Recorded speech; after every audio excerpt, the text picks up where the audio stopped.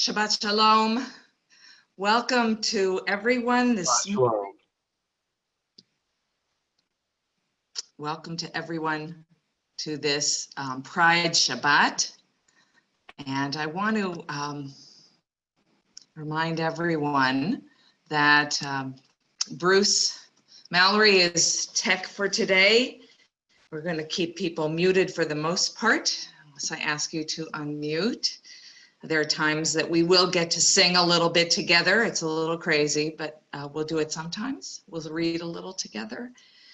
And it's important as much as possible to see each other's faces, especially today, especially as we're talking about pride and we're living in this era of really seeing people, really looking into their eyes and seeing everyone in their full, glorious humanity. So we're going to ask you to stay muted for most of the time, and we're hoping that there are many, many guests joining us this morning. We welcome members of Congregation Dorshei Tzedek who are joining us for Pride Shabbat, as well as friends that many of us have invited as we try, as our goal is to create pride in all of us, in all spaces across the city, across the country, as we observe this 50th anniversary of the first Pride marches. This could have been a phenomenally glorious, joyful day for us all to be marching, whether in the city of Boston or across the country. And so we're going to be marching in our hearts. And we're not only going to be marching out of celebration, which I hope is the main tone of today, but we're also going to be marching as people have been marching for the past 2 weeks in resistance and in defiance, and in recognition that all of the work that has been done in these 50 years, it's not over. We haven't reached the promised land. And in fact, there was a setback that our president decided that the month of Pride was an opportune moment to declare that transgender people don't deserve health care rights. Now, of course, there are people who are resisting that, and we're counting on the ACLU and others to be fighting against that capricious decision, which is overturning something that was a matter of statute and written into law. And we also know that that's the tip of the iceberg, that what that one person can do is reflective and symbolic of what so many other people continue to try to do, which is to deny the humanity of every single person on this planet, of every human being created b'tselem Elohim, in God's own image. So our celebration today is to fortify us. It's to enable us to be grateful for where we are. It's to help us to celebrate not just what we have, but who we are. And we're going to begin with singing the song that has become the anthem at HBT all year, as we are moving closer toward more comfortable places to sit in our sanctuary. Hine ma tovu mana'im shevet achim gam yachad. How good and pleasant it is for us to have a comfortable place to sit together, to dwell together. And I'm going to use the melody that Hillary Pinsker has been teaching to the school, which is a Ugandan melody. And the words on the screen are showing you that we start with Hine ma tov umanayim shevet achim gam yachad, how good it is for brothers to dwell together, and Hine ma tov umanayim shevet achayot gam yachad, and sisters as well. And obviously that's a binary distinction. We're using them because that's the language we have in Hebrew to say how good it is for all humans to dwell together. Hine ma tov umanayim Shabbat achim gam yachad. Second line. Hine ma tovu umana'im Shabbat achayot gam yachad. הנה מה טובו מנעים הוא, שבת אחים גם יחדו. הנה מה טובו ומנעים הוא, שבת אחיות גם יחדו. I'd like to invite Ann Steinman to lead us off, as she has on so many pride parades, with the first reading.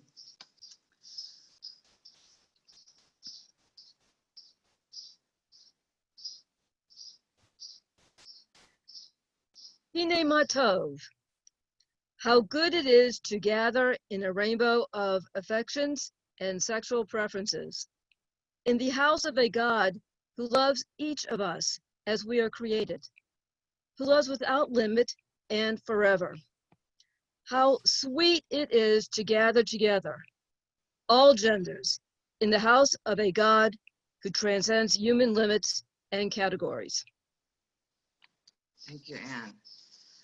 Let's make ourselves a holy space. Wherever you are is now becoming your holy space. I welcome you here to take part in the holiness of our chapel, but also in your space to light up your background, as many of you have. I noted Ann had the new combined transgender black, brown, rainbow flag. Light up your space, make it comfortable, put on your talit, your kippah, as we'll sing Ma Tovu. Sorry about that, Bruce. Ma tovu alecha Yaakov mishkanotecha Yisrael. Ma tovu alecha Yaakov mishkanotecha Yisrael. The last line. Vani tfilati l'cha Adonai et ratzon Elohim berov chastecha aneni be'emet ishecha. So we're going to go back to the last page, and I'll invite Phyllis Haycock Holler to give us the reading Asher Yatzar based on the morning blessing for our bodies. Blessed are you, Eternal One, our God, ruler of the universe, who has formed the human being with wisdom. You created in the human body openings upon openings and cavities upon cavities. It is clear and well known that if just one of these unique valves within the complexity of each body was blocked or ruptured, it would be impossible to survive. May the day come when it is obvious and evident that if just one unique body within the complexity of your world is blocked or ruptured, if just one of us is not allowed to make our distinctive beauty manifest in the world, then it is impossible for all of your creation to thrive and rise each day joyfully before you.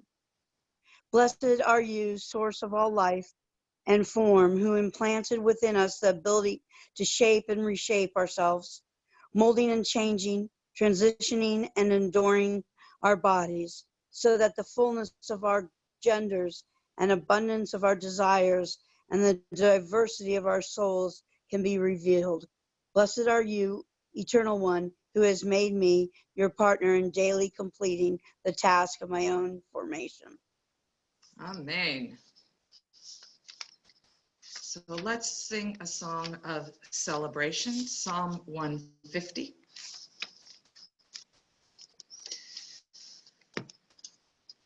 And I'm going to choose to use Debbie Friedman's melody for being a great leader for women, for lesbians, and for Jewish music.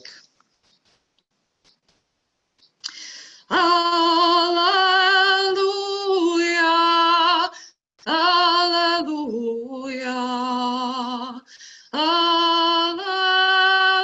hallelujah, hallelujah, hallelujah, bekodsho, hallelujah, birkiauzo, hallelujah, vigavurota, hallelujah, kerov godlo, hallelujah, hallelujah, hallelujah, hallelujah, hallelujah, take a shofar, hallelujah, benevel v'chinor, hallelujah, betov u'machol, hallelujah, beminim ve'ugav, hallelujah, hallelujah, hallelujah, hallelujah, hallelujah, betzitale shama, hallelujah, betzitale trua, kol haneshama tehallel, kol haneshama tehallel, hallelujah, hallelujah, hallelujah, hallelujah, hallelujah,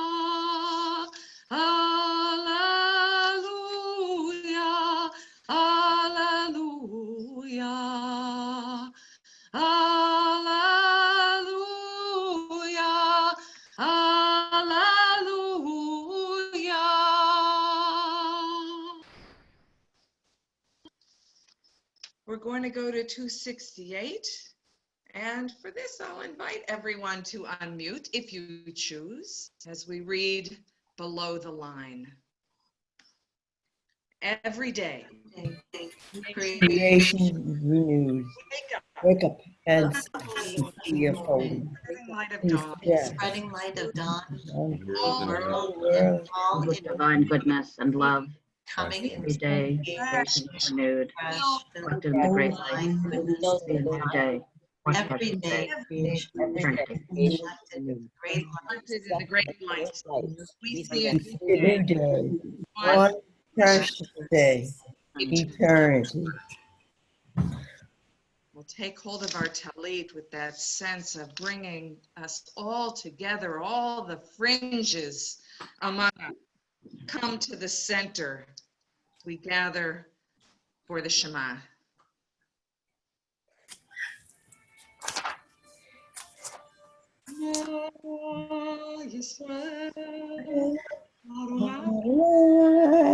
Eloheinu, Adonai Echad.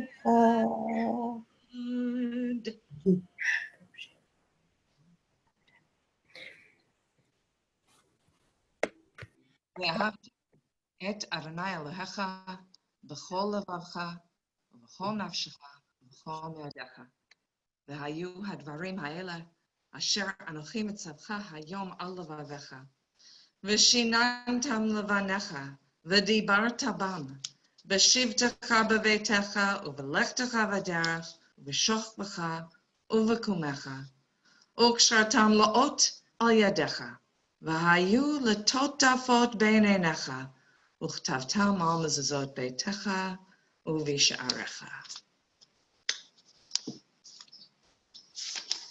And now, a joyous song of rejoicing over our enemies. And I want to take the notion of enemies in the Hasidic sense, that the enemies is the darkness within each of us.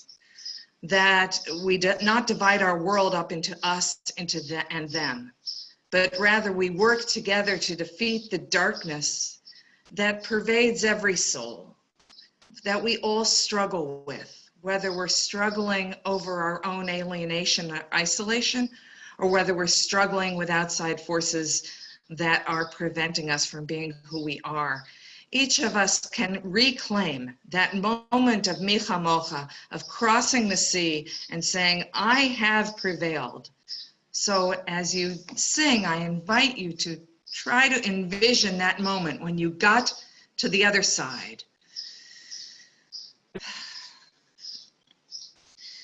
Mi kamocha ba'elim Adonai, mi kamocha nadar b'kodesh, norat hilot osefel, norat hilot osefel, shira chadasha shibachu geulim l'shimcha על שפת הים, יחד כולם הודו והמליכו ואמרו, אדוני ימלוך לעולם ועד. We're going to stop sharing the screen and go into the time we use for the Amidah. It's been our practice over Zoom. If you have a Siddur and would like to daven on your own, this is your time. And if you don't have a Siddur, I'm going to offer a guided meditation for you.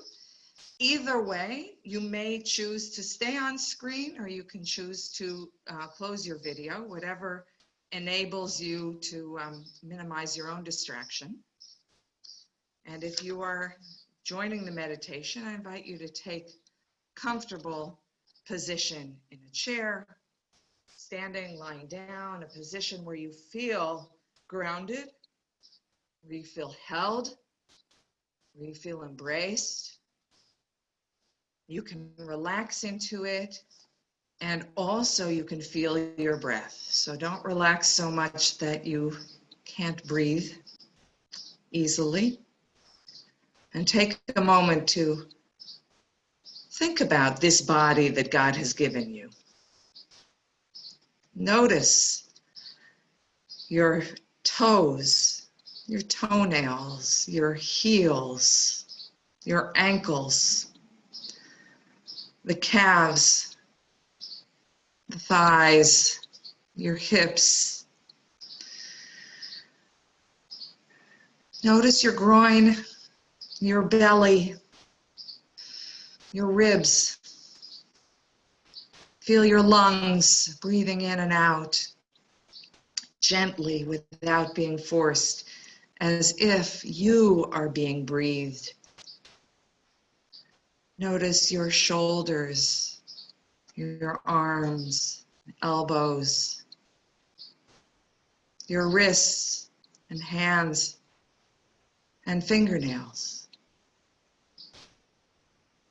And notice your neck and how it holds up that magnificent head, that brain, that shining, glowing face. How remarkable this body is, that it does so many things.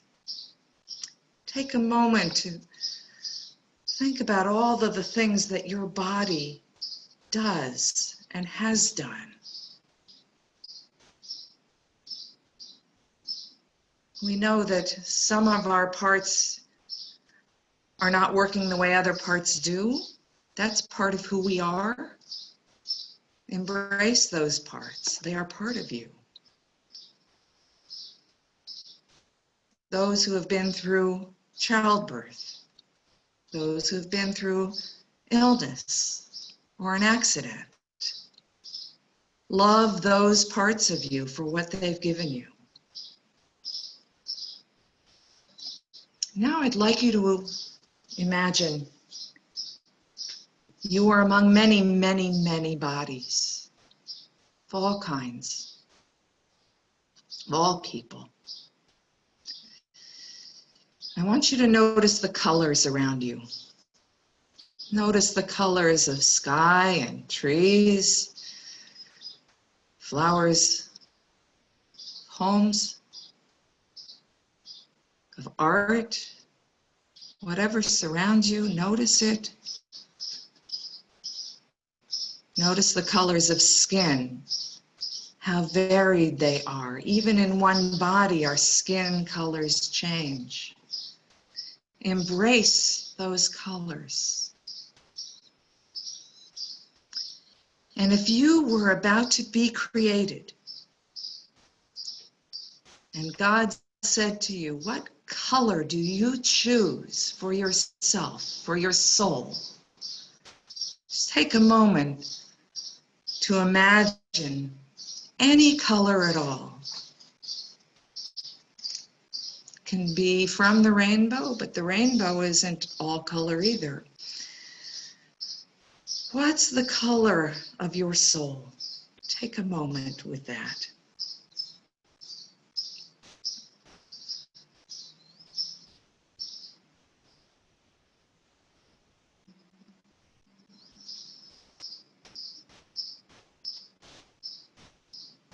Now imagine this large group of people and the magnificent array of bright colors, fluorescent colors, pastels, dark and light and vivid and somber and joyful.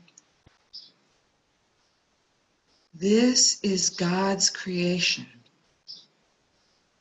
Each of us is a gift. Together we create God's holy community, each of us playing a cherished role and loving one another. Take a moment with that image. Remember your breathing, and we'll come back in a moment.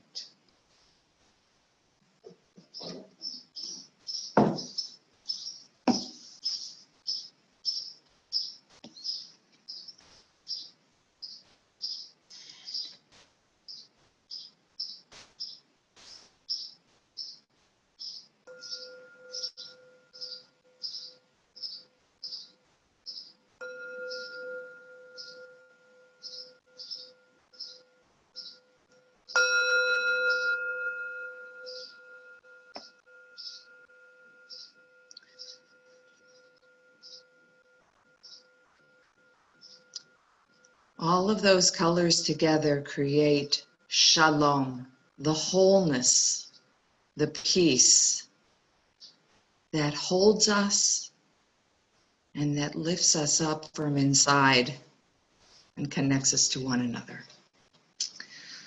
Shalom, shalom, shalom, shalom. Shalom, shalom, shalom, shalom. Shalom,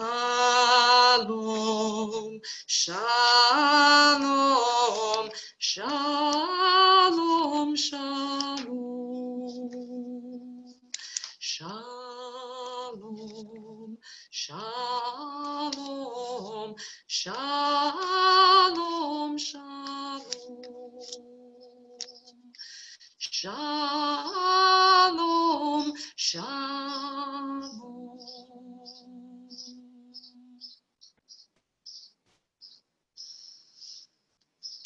So before we move to hearing Torah, I'm going to put a spotlight on Mark Weiland, who some of you may think is a new member of our congregation. Mark has been a member of our congregation many times in the years that I've been here, and it's a delight that he, along with Barbara Davis and Nechama Katz, planned this Pride Shabbat. And I want to introduce Mark to share something of his own story.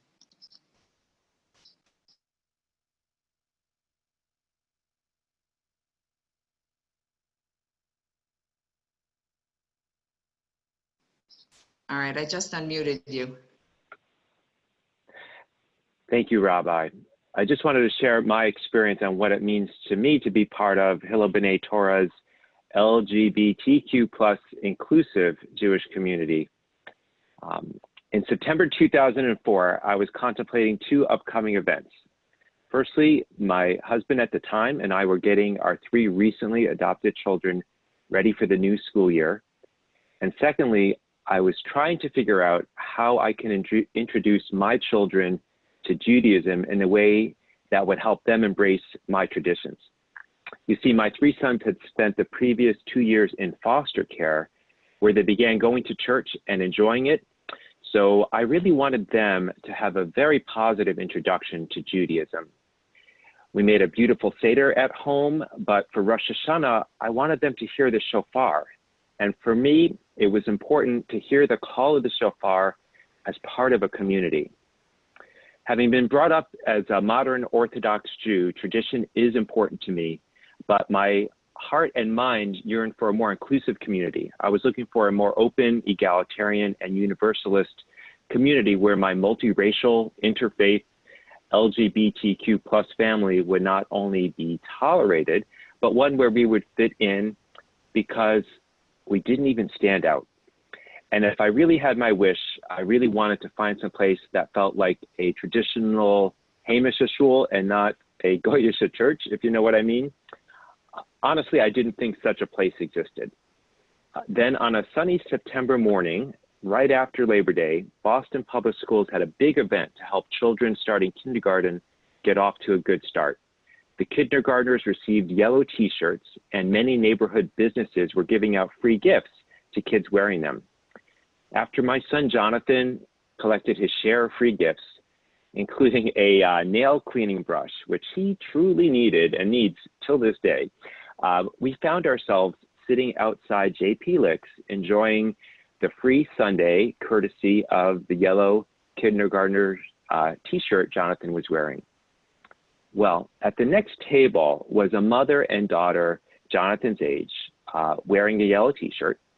When I heard the girl, Samya, I believe, calling her mother Ima and mentioning something about mommy, I was eavesdropping a little bit, I just thought I had to ask, so what are you doing for Rosh Hashanah? I explained that my children were part of an Abba and Daddy family, and I was looking for a community where we could fit easily in. And that's when I first learned about Temple Hillel B'nai Torah. On that Rosh Hashanah, we went to HBT for the first time, and we were welcomed with open arms and greeted with a great big bear hug from the very out HBT president, Robin Fox. We joined a beautiful rainbow of families and individuals of all stripes in a very accepting yet traditional community, and were taken in by the enlightened and inclusive spiritual guidance of Rabbi Barbara Penzner. And I found the balance of tradition and liberalism I was looking for in HBT's brand of Reconstructionist Judaism. My ex-husband was so taken by the community, he enrolled our children in the Chaverim school the next day. Then the next June, when we took our kids to the Pride Parade, who do you think we found ourselves standing next to? Of all the people in the world, or at least Boston, standing just a few feet away from us on Clarendon Street was Rabbi Barbara, who happened to be off that Shabbat as it was the start of her sabbatical. That was amazing. Our rabbi was there to support her friends and cheer on groups such as Keshet. That moment really confirmed that we joined a community that not only tolerated us, but also celebrated our diversity. Shabbat Shalom. Shabbat Shalom. Yasher Koach. Wow. Back. Thank you, Mark. What a wonderful memory to have of that. And my prayer is that we continue to live up to that spirit, and we continue to push, to be seen and to see each other fully. And as Mark pointed out, this is something that ideally we do universally, that humans come to naturally. What does Judaism offer us, though, is Torah, is guidance, is help when we have to make difficult decisions. We have to choose between two cherished values, or our inner desires are pushing us one way when we should know to do something else. Torah is there as our guide for us as individuals and also for communities on how to behave and how to be welcoming to every individual, down to the very stranger, the one you don't know, the one you don't know anything about, you might even be afraid of, the people on the fringes, on the margins, the ones who are least visible. Those are the ones we need to welcome the most and bring into the center, and Torah commands us to do that. We're going to symbolically take the Torah out by opening the ark. And I'll invite everyone with that great respect for what Torah represents, where you are in your holy space, to please rise. Bruce puts on the screen the words on 385. Vayhi b'nso Aharon, vayomer Moshe, Umar Adonai, ve'afutzo evecha, ve'yanoso mesanecha mipanecha, ki mitzion tetzei Torah, ki mitzion tetzei Torah, u'devar Adonai miYerushalayim. Baruch Shanatan Torah Torah, Baruch Shanatan Torah Torah, Lamo Yisrael B'Kedushato.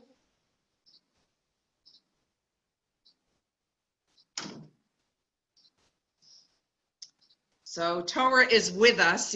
It's out of the ark. It's in our hands. We're going to, you can take your seats as we'll follow the readings. We can stop sharing screen for just a moment. This week's portion, Naso, begins with a description of something so familiar to all of us that even non-Jews know this is something every Jew has in their home. That's the menorah.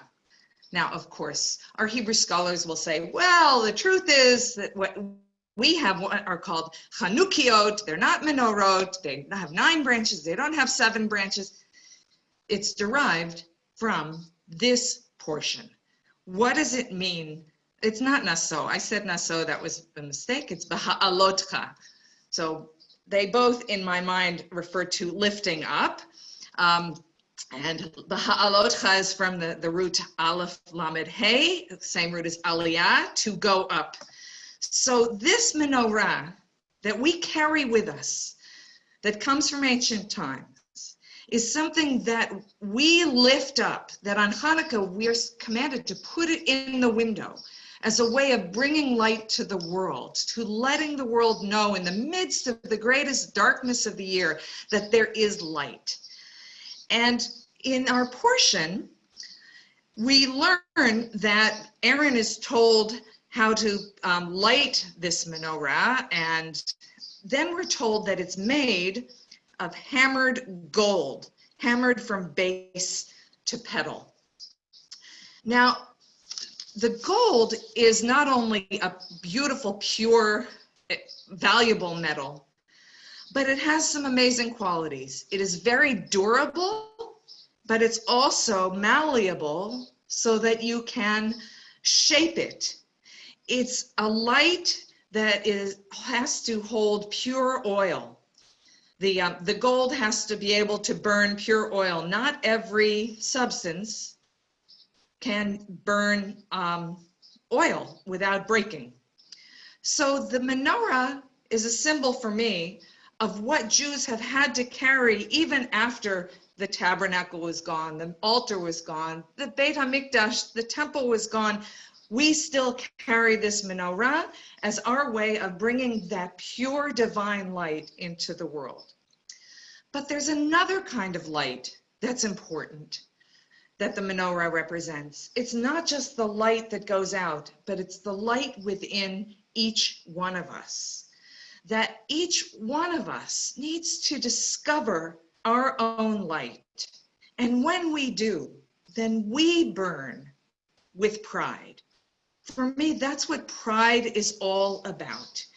It's about acknowledging this is who I am, and without shame or apology or defensiveness, to simply be in the world. And that's what that first Pride March was about.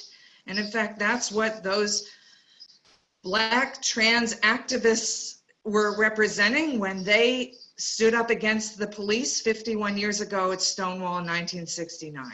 It's saying enough is enough. I am who I am, and you can't prosecute me for simply being myself.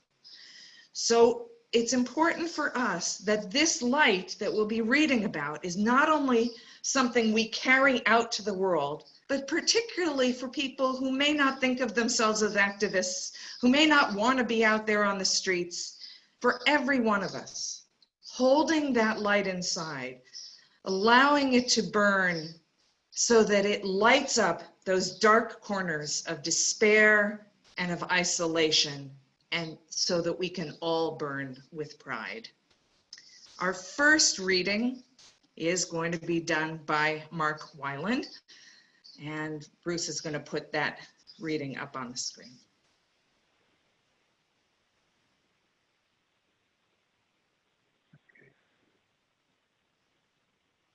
That's next page. You went backwards, I think, Bruce. Next one. There we go. Where it says first Aliyah. Okay.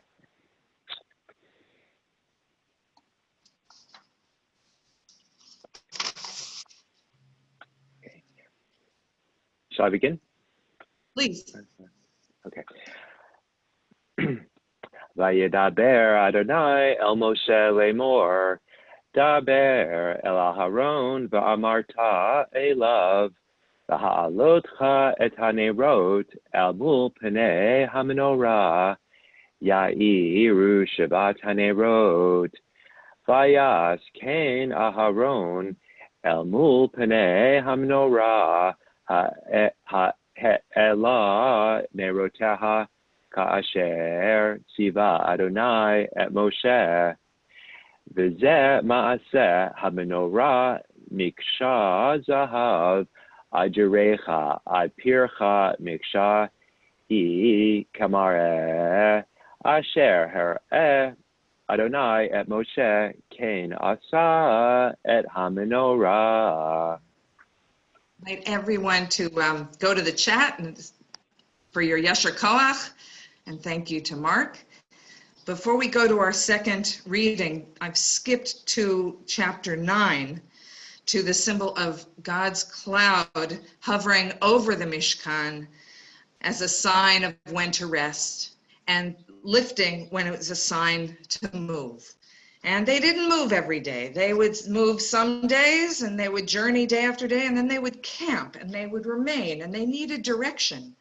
And for me, this is a teaching about how each of us needs to find our own sign to discern when it is for us to move and when it is for us to rest, whether it's when it is to work the 6 days of the week or when it is to rest for Shabbat, but also when we move, when we risk speaking out, coming forward, stepping forward, standing up, rising up.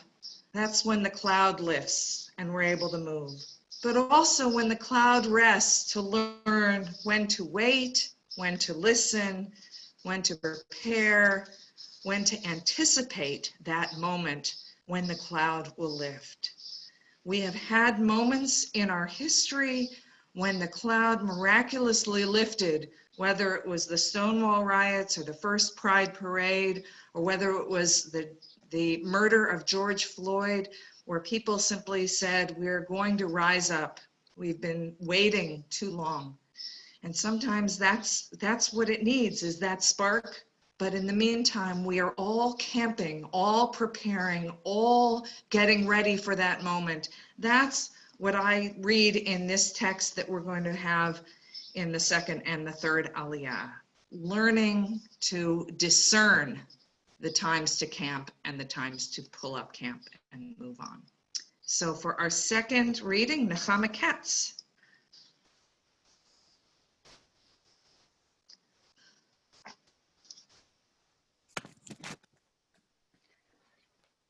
Uvayom hekim et hamishkan, kisa he'anan et hamishkan la'ohel ha'edut, uva'erev yiyel hamishkan, kamar e'esh ad boker, ken yiyeh tamid he'anan yechasenu, umar e'esh laila, ulefi halot he'anan me'al ha'ohel, ואחרי כן ייסעו בני ישראל ובמקום אשר ישכן שם הענן שם יחנו בני ישראל על פי אדוני ייסעו בני ישראל ועל פי אדוני יחנו כל ימי אשר ישכן הענן על המשכן יחנו.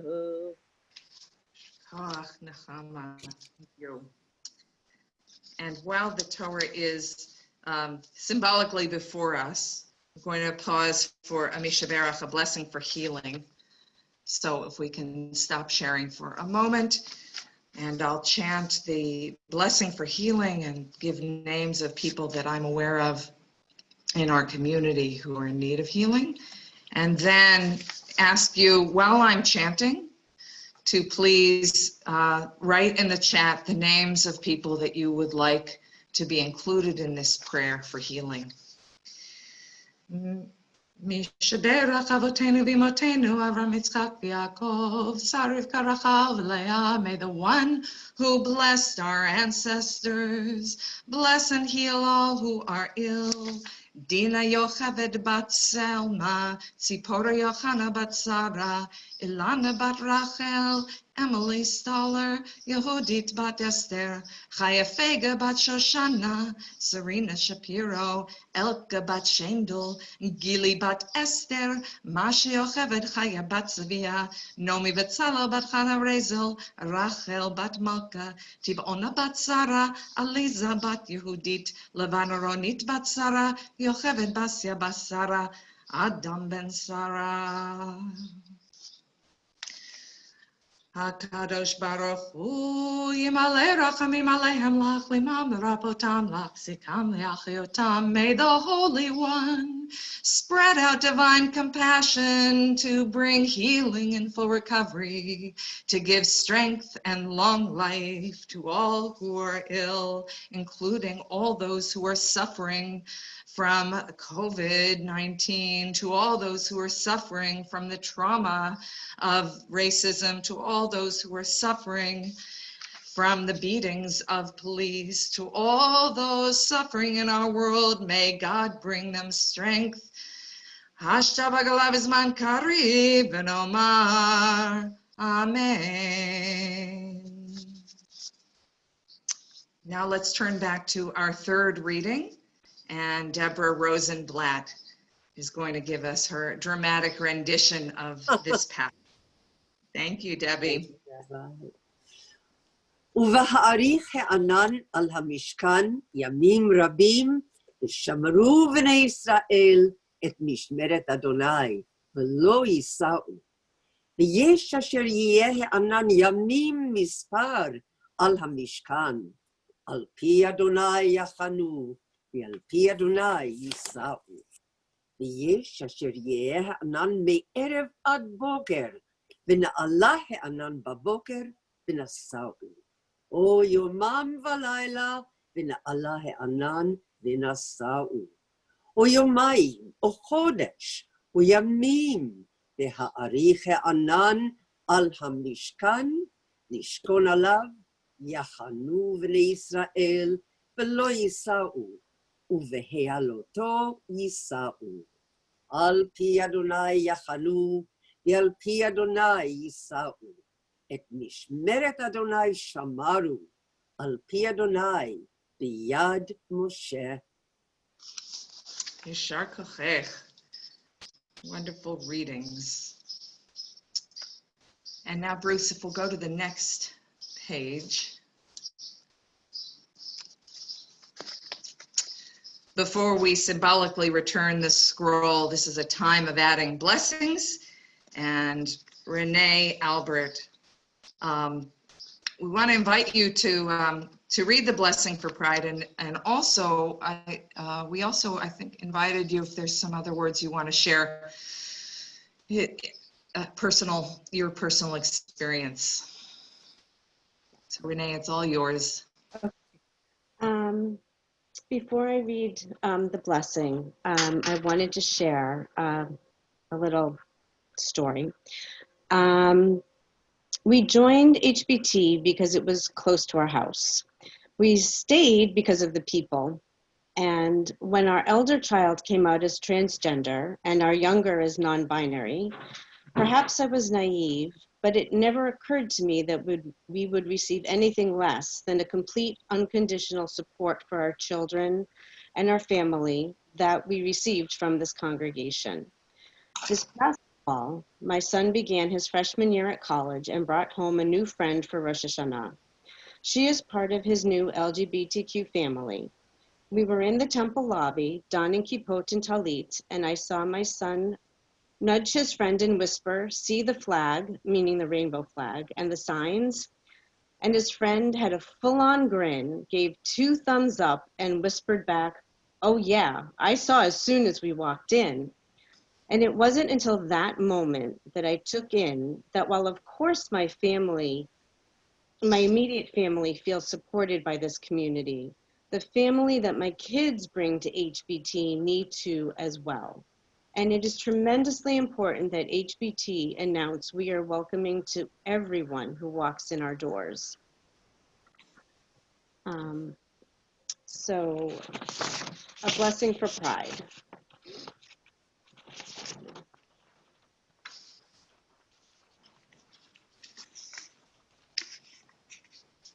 Mechor HaChaim, source of life, you have blessed each of us with your spirit. In your wisdom, you have made each of us a unique treasure. Ma'ayan Chayenu, wellspring of our lives, cause us to flow with courage, strength, and compassion to live our stories openly, proudly, and joyfully. Shekhinah Shel Ahava, presence of love, you embrace us with your love. May we embrace ourselves, our partners, our lovers, our friends, our children, our dear ones, with the power of your Ahava Rabbah, your unending, boundless love. Ruach HaShalom, spirit of peace and wholeness, open our eyes to the gifts and blessings we offer and receive from each other. Open our hearts to welcome each other fully and truly. Open our hands to embrace, to support, to lift each other with Bagila, Barina, Shalom, Veretut, with joy, with song, with peace, and with deep friendship. Today, on this Shabbat, as we celebrate renewal, pride, and community, let us walk together with strength, compassion, and love. Nevarech et ma'ayan chayenu tigadesh ut sameach otanu v'yet hashabbat. Amen. We bless you, wellspring of our lives. May you fill us and Shabbat with joy and sanctity. Amen. Amen. Amen. Thank you. Eli and Ash and to Ben.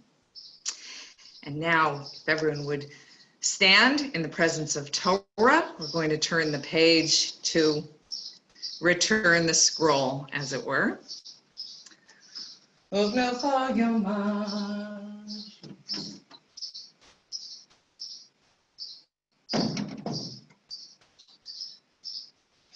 כי לקח טוב נתתי לכם, תורתי אל תעזובו. עץ חיים היא, למחזיקים בה, ותומכיה מאושר, דרכיך דרכי נועם, וכל נתיבותיה שלום. השיבנו אדוני אליך ונשובה, חדש חדש ימינו, חדש ימינו קדם.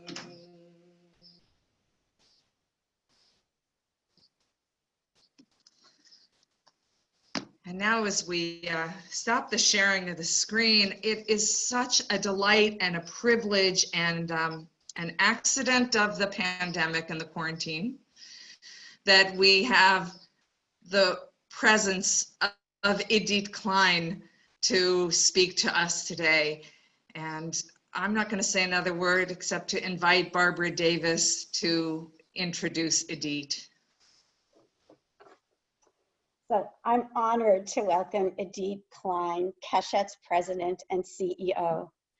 Idit has taken Keshet from a local organization to a national player with offices in Boston, New York, and San Francisco. Idit's a national leader in social justice and has worked in the nonprofit world for over 25 years. When Keshet first started their work in the Boston area, I had the opportunity to work with many Keshet staff members as they helped guide synagogues and leaders of Jewish institutions in creating more inclusive environments. From written materials to changes in language, the Keshet staff was always there to guide and support and to help us all engage in dialogue.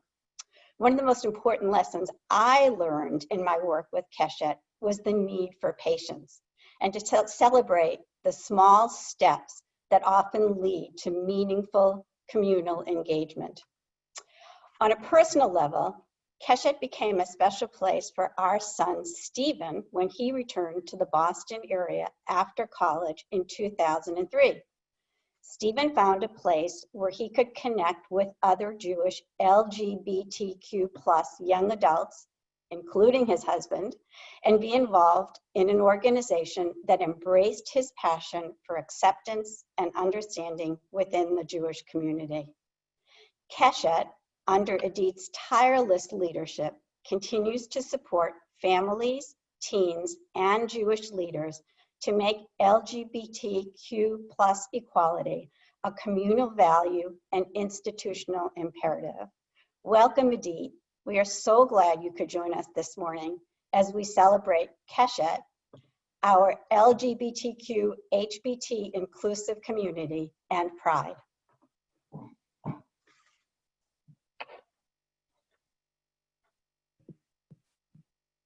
Thank you so much, Barbara and Barbara Hensner. And Shabbat Shalom to all of you, and Pride Sameach. Given all that is decidedly not Sameach in the world right now, I actually hesitated before saying Pride Sameach to you today without a qualifier.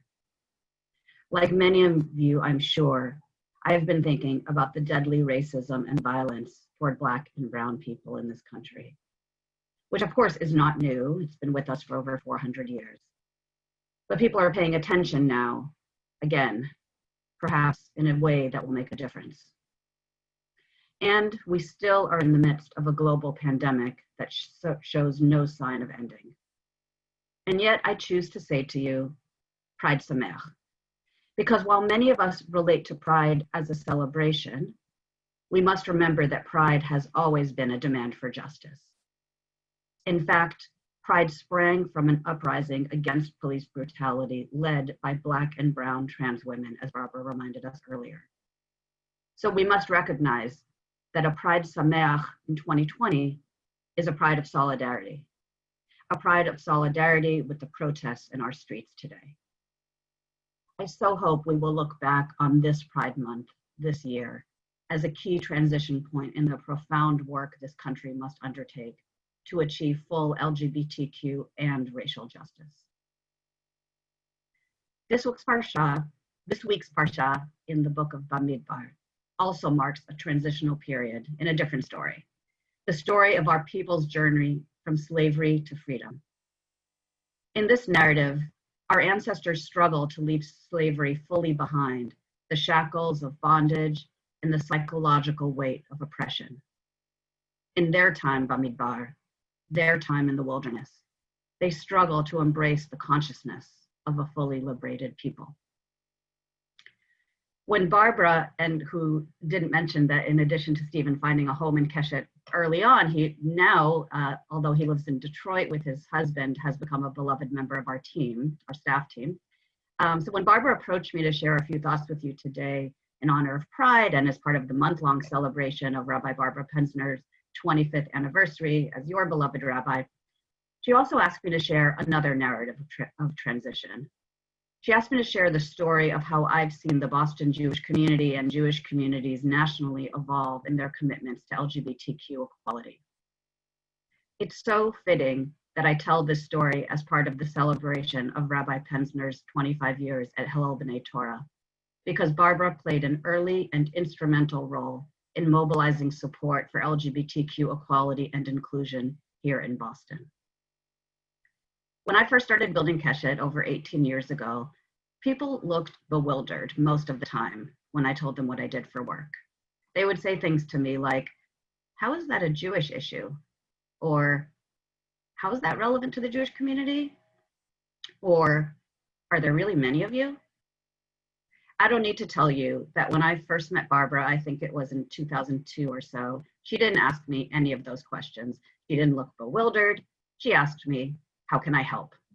How can my congregation help? In those days, it was hard to find rabbis and congregations who were willing to publicly stand with us. I remember during the campaign to preserve marriage equality between 2004 and 2007, how I felt a sense of triumph every single time I was able to add the name of a rabbi or a synagogue to our list of supporters. The list did grow, but slowly. When I stood with other Keshet activists, I think with Stephen Davis too, in front of the State House with a banner that read, "The Massachusetts Jewish community supports equal marriage," so many Jewish community members approached us angrily, saying, how can you say this? How dare you? This isn't what the Jewish community believes. You can't speak for us. In the early 2000s, there wasn't a single Jewish community high school in the country with what we then called gay-straight alliances. When a student at the Jewish high school here in Boston came out, she was the single out person in her entire school. With support from Keshet, she organized over the course of a year, initially by herself, eventually with the support of other students and faculty. A total of 5 faculty came out over the course of that year, and eventually the administration granted permission for them to establish a GSA as long as it didn't include the word gay in it. In those days, when Keshet approached day schools, synagogues, JCCs, and other Jewish institutions about doing LGBTQ awareness and competency trainings for their staff and board, we faced a number of challenges. We'd be told, well, you know, we can't talk about this with kids. It would be confusing for them and they might want to experiment. We'd also be told, it's just so complicated because we need to make it safe for people on every side of the issue. And third, when we would be invited to come to do a training, more often than not, we would be asked or told, please just focus on the G and the L, because bisexuality is confusing and we're just not ready for transgender. It's just under 20 years later, and so much has changed. Today, when I tell people what I do for work, no one asks me, how is this a Jewish issue? More commonly, if I'm speaking with a parent whose kid just graduated from college, they'll ask me if there are any job openings at Keshet. Today, surveys show that the vast majority of American Jews support marriage equality and LGBTQ rights more broadly. A majority of Jewish community high schools have GSAs, which today we call gender and sexuality alliances. All of Keshet's trainings are inclusive of bisexual and trans and queer identity, and many institutions ask us specifically to focus on gender identity and experience. We also train Jewish educators who work with kids of all ages, from preschool on up. Keshet also does our own work with LGBTQ Jewish teens, bringing them together in pre-pandemic and hopefully sometime soon in post-pandemic times in weekend retreats, which we call Shabbatonim. At Keshet Shabbatonim, LGBTQ and allied Jewish teens and young adults are able to exhale. They're able to find their place and their voice as emerging Jewish leaders. For many of these teens and young adults, the Keshet Shabbaton is the only place still where they feel like they can be fully themselves as queer Jews. Over and over at Shabbatonim, teens and young adults say to us, and these are teens from secular to Orthodox, they say with a tone of wonderment, it just feels amazing to be in a space where I can be myself as a queer Jew without even thinking about it. Leah, a teen from DC, said, as a gay student in a Jewish day school, I often feel like I'm the odd one out. I'm constantly checking what I do and don't say. Is it okay to comment on another girl's outfit? Or will she think I'm coming on to her? Is it okay to mention the Gender and Sexualities Alliance to a Jewish teacher? Or will he change his opinion of me? At the Shabbaton, I finally felt like there was no part of myself I needed to hide, and I was able to embrace myself in its entirety. Joey, a 16-year-old genderqueer teen from New Jersey, told us, the Shabbaton helped me realize that I can be who I am, and there is nothing wrong with that. I can be genderqueer and Jewish and my own awkward self and still be able to make an impact on the world. I feel so ready for my future and confident that it will be a bright one. I have to say, I so love that he embraces his own awkward self. I just think that's so great.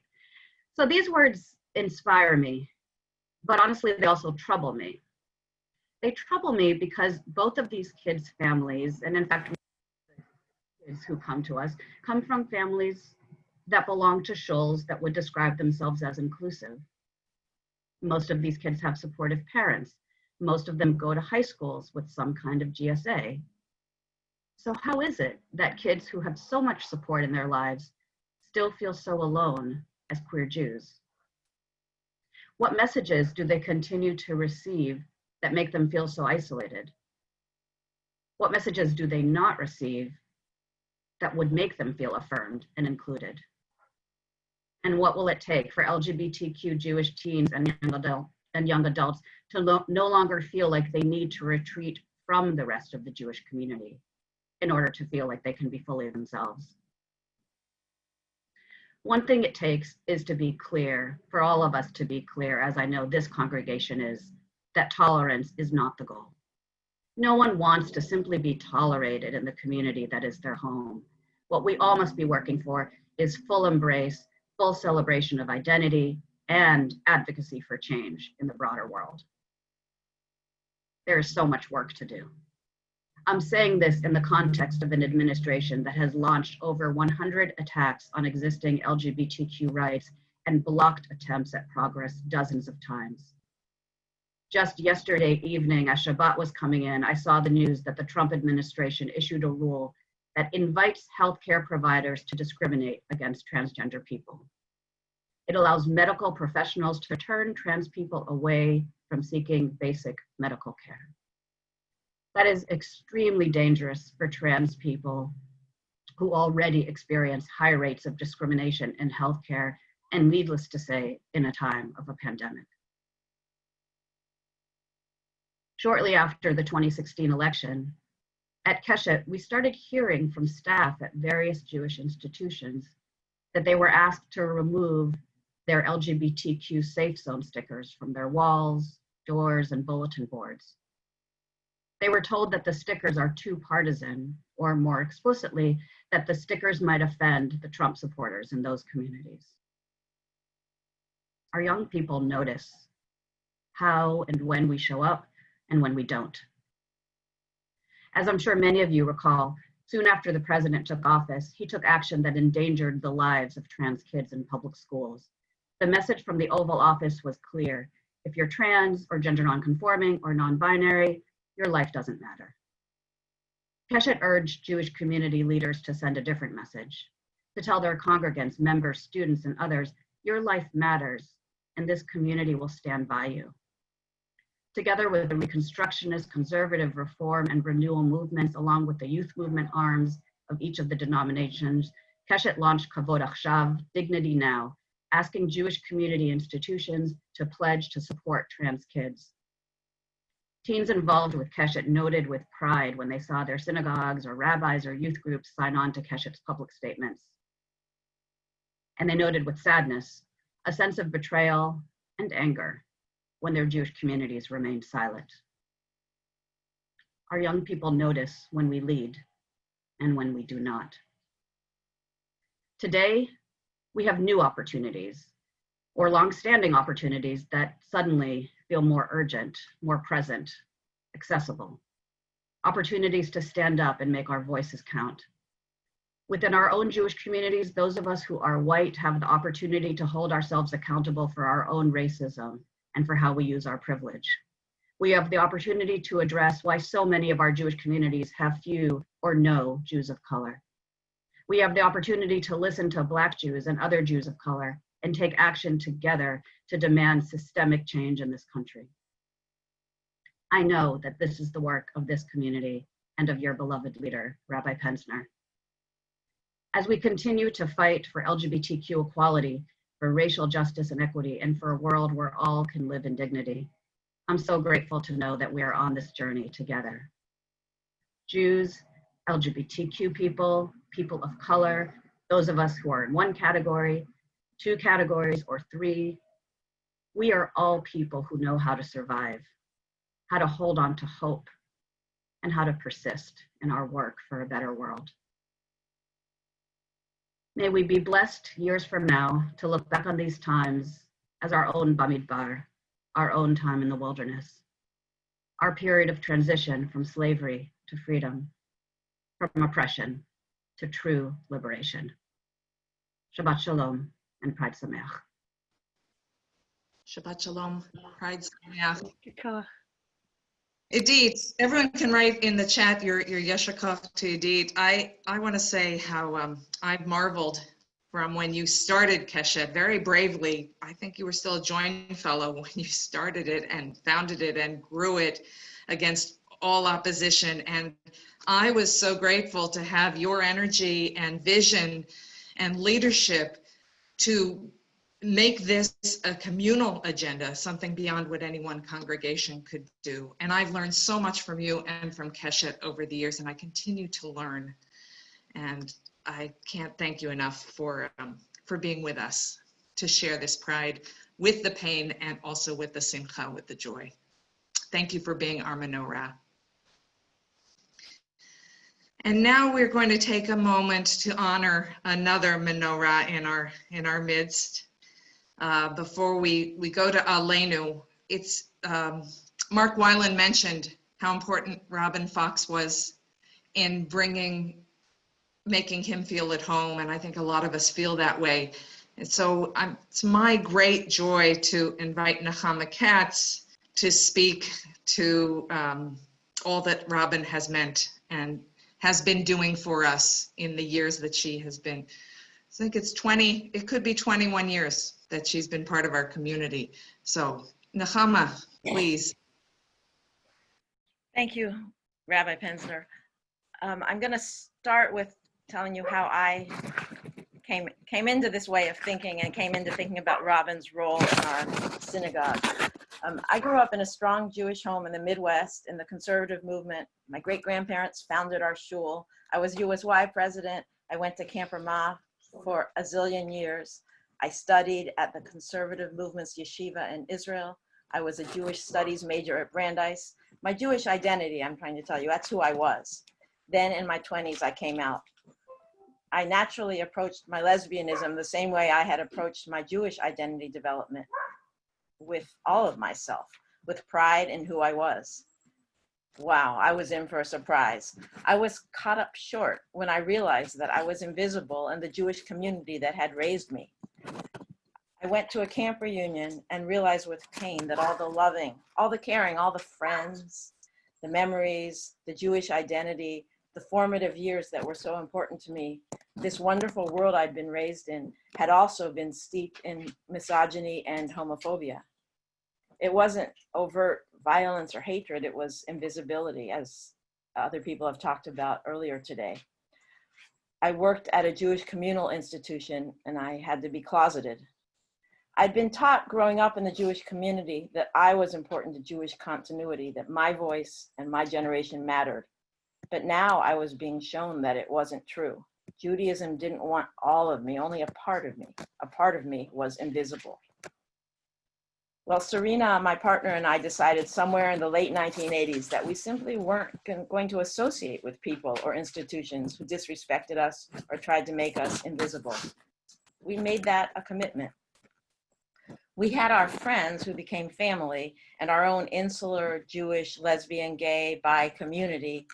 But as far as connecting with the larger Jewish world, I guess I'd say the prognosis was mixed. I belonged to one chavura that felt stifling. And then by the 90s, we attended Temple Israel and Shir Chadash, and both of them welcomed gay and lesbian members. The world was changing at that time. People were coming out publicly, coming out of the closet, and that included pockets of liberal Judaism. They showed me it was possible to live inside the Jewish community as a lesbian-led family. Fast forward to 1999 when Serena, Margalit, and I joined HBT.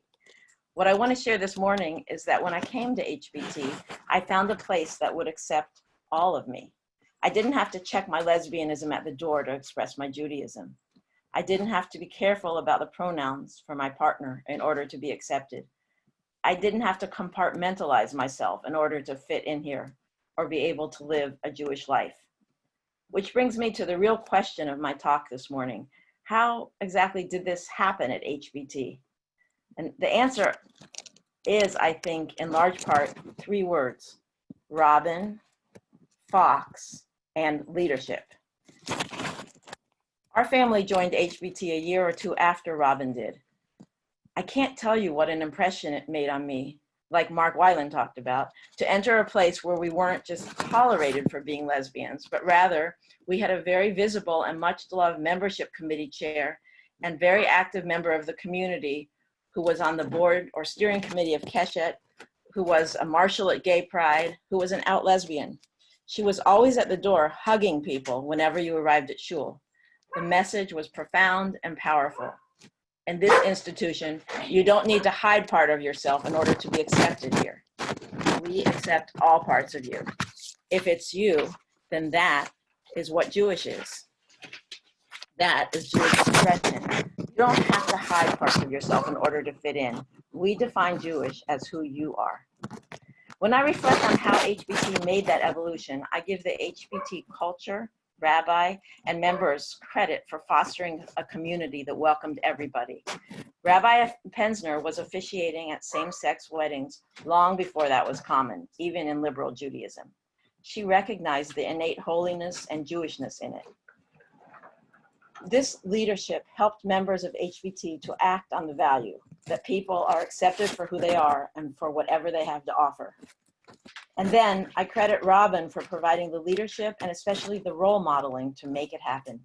By being a leader who was passionate about our Jewish shul and about everybody in our shul and everybody being welcomed as who they are, Robin really set the tone and the standard that people can bring all of themselves to this place. Like I said, a Jew is who you are, and we value all parts of you. No apologies. Mark Weiland and I recently talked to Robin about her perspective on her role, and she confirmed that it never occurred to her to be surprised that HBT accepted as its president an out lesbian, one who gave the Yom Kippur appeal from the Bima dressed in her classy white zoot suit and a rainbow tie. She was comfortable with who she was, and it didn't occur to her that other people wouldn't be.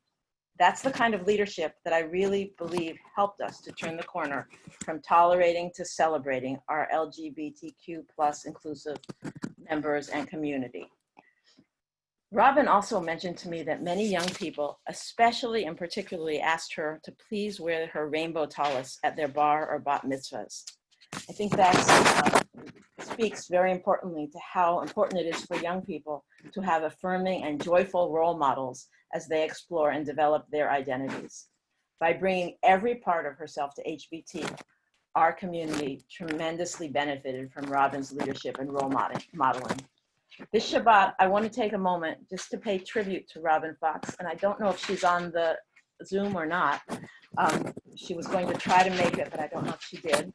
I want to pay tribute to her as a role model and leader in helping HBT to become a community that fully welcomes its LGBTQ+ members. Thank you, Robin. I also want to acknowledge the Rabbi Barbara Penzner, the leadership of the shul who preceded Robin, and our members today for their part in opening up our culture and our community to benefit from the richness of all our members. In closing on this Pride Shabbat, I also want to remind us that the work is not over. We aren't perfect. We will continue to succeed, to celebrate, to support, and to benefit from our LGBTQ+ members, adults and children, and their families and friends, so long as we remember to continually examine ourselves, to look for our blind spots, and to make sure that all members of our community are seen for who they are and are included in our Jewish rainbow. Shabbat Shalom. Shabbat Shalom. Thank you, Nechama. Pride Sameach. What a wonderful tribute. I looked in the participants. Unless Robin is on a phone, she may be working this morning. She's working a lot of long hours, and we've recorded this, so she'll be able to hear it. I want to add that one of the most important things I learned from Robin long before I knew about transgender rights is I used to ask people to read responsively in different ways. I'd say this side and this side, and I'd say men and women. And she nixed that. She explained to me very patiently and clearly that that was a false dichotomy and that it was putting some people in uncomfortable positions. And from that time, when I first knew her, I stopped doing that. And I want to thank her for opening my eyes long before I really understood transgender rights. So at this point, it would be great to have a song. We're going to, I'm going to switch the order a bit, Bruce, and go right to the reading before Aleinu. So Rihanna Cranberg is going to be reading It Is Up to Us, and then we'll have Aleinu, and I'm going to keep everyone muted for Aleinu so you can read it in the way that is your choice, which is our practice, and then we'll have announcements. And I promise you, if you hang on till Adon Olam, I have a really good surprise. So if we'll go to the screen share for our last reading, and Rihanna, you're up.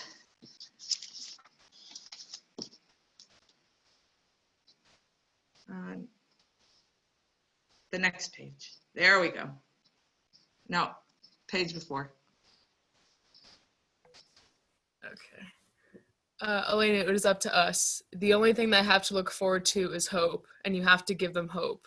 Hope for a better world, hope for a better tomorrow, hope for a better place to come to if the pressures at home are too great. Hope that all will be all right. Without hope, not only gays, but the blacks, the seniors, the handicapped, the us's will give up. And if you help elect to the Central Committee and other offices more gay people, that gives a green light to all who feel disenfranchised, a green light to move forward.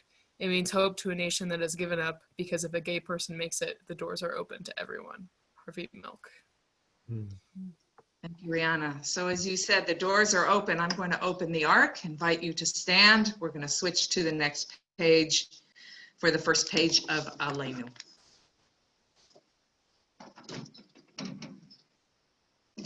Aleinu l'shabeach l'adon hakol, לתת גדולה ליוצר בראשית, שנתן לנו תורת אמת, וחיי עולם נטע בתוכנו. ואנחנו קוראים ומשתחווים ומודים לפני מלך מלכי המלכים הקדוש Baruch Hu. Next page, Bruce. The next page. Okay. ככתוב בתורתך, אדוני ימלוך לעולם ועד, ונאמר, והיה אדוני למלך על כל הארץ. ביום ההוא, יהיה אדוני אחד, ושמו אחד.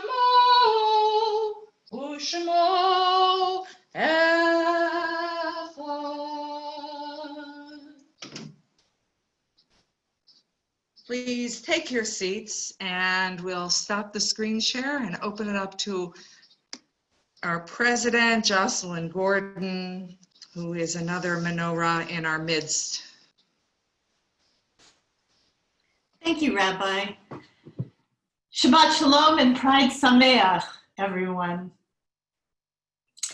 Thank you to Edith Klein for sharing your wisdom with us this morning. Thank you to our friends at Congregation Dorshei Tzedek for joining us for Pride Shabbat, as well as many other friends in the community and beyond. And of course, thank you to Mark Weiland, Barbara Davis, and Nechama Katz, who worked with Rabbi Penzner to plan this Shabbat service. We are all glad to celebrate this moment with all of you. A few announcements about upcoming HBT events. Every Monday at 7:30, Rabbi Penzner leads a moment of Mariv for a half hour of contemplation, singing, guided meditation, and sharing, ending with Mourner's Kaddish for anyone who is looking for a minyan. The Zoom link is available every Monday in our email newsletter and on our website. Next Shabbat, Rabbi Penzner will be away for her brother's oldest grandchild's bat mitzvah. A group from our Avodah committee is looking into holding a socially distant Shabbat gathering in the HBT parking lot. Please stay tuned for the details. Immediately following Adon Olam, which will sing to a well-known Pride anthem, we will be assigned to random breakout groups for a virtual Kiddush. We hope to continue the conversation then and urge everyone to stay and share their own reason for celebrating Pride. Shabbat Shalom, and again, Pride Sameach. Thank you, Jocelyn. We're going to turn now to Kaddish Yatom. And I'm going to announce the yortzites of the coming week and invite people who are saying Kaddish for anyone or for any reason to please, again, put the names in the chat. As this week, members of our community will be remembering Sheila Harris, Bela Zeberman, Janice Rose Circus, Benjamin Lewis Shapiro, Stanley Silverman, A. Harold Binder, Marietta Finn, Carol Haycock, Edward Swartz, Brian Stickler, Lillian Weiner, Abraham Jacob Brown, Eva Feldman, Annie Goldfarb, Rachel Cass, and Ben Polishuk, Max Plisner, Milton Silverman, Blanche Steinman, Judy Stolo, and Bernice Wilner.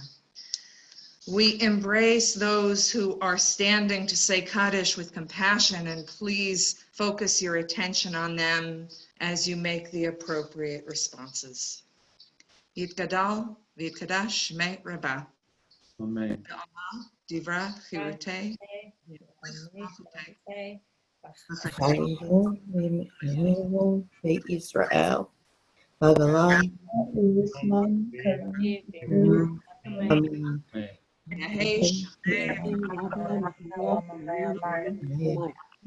Yitbarach, Yishtabah, Yitnapan, Yitnaman, Yitnaseh, Yithadar, Yithale, Yithole, Shmei Moshe Rithu.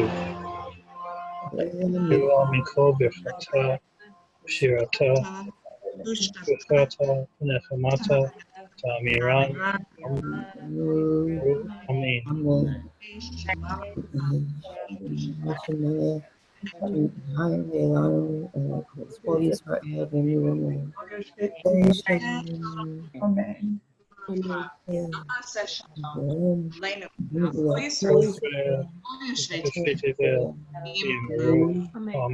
Amen. May we hold those who have had losses close, even virtually. May we remember the names and the stories of all those we have lost, whether they're people we know or they're strangers. May their stories be a source of our courage, hope, and a reminder that love persists in the world. Now we're going to go to love.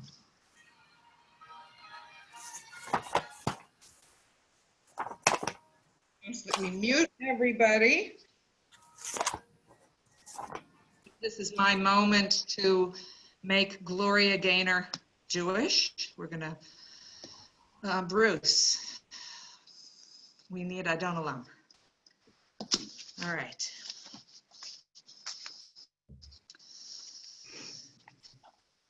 Adon Olam, Asher Malach, B'terem kol Yetzir Nivra, Le'et Nasa B'cheptzo kol Azai Melech, Shemo Nikra Ve'acharei, Kichlot HaKol, Levado Yimloch Nora, V'hu Haya, V'hu Hoveh, V'hu Yiyeh, V'tifara, V'hu Echad, V'ein Sheni, Lahamshil lo lahachbira, V'li Reshit, V'li Tachlit, V'lo Ha'oz, V'hamisra, Adon Olam. Adon Olam, v'weli, v'chayoli, v'tzorkavli b'etzara, v'hu nisi umanos li menat kosi, b'yom ekra b'yado, avkid ruchi, v'et ishan v'a'ira. The imruchi gviati Adonai li v'lo ira. Shabbat shalom, Shabbat shalom, Shabbat shalom. Shabbat shalom, everybody. Shabbat shalom. Shalom. Shabbat shalom. Shabbat shalom. Rabbi. Beautiful. Shabbat shalom. What Shabbat a wonderful shalom. surprise. In your wonderful array. Shabbat shalom. Shabbat shalom. Shabbat shalom. Chai Sameach. Right there. That was awesome. Thank you very much, everybody who created the service. Wonderful. Beautiful. Beautiful. Great Yes. service. Great service. Agreed. Robin could have been here with us.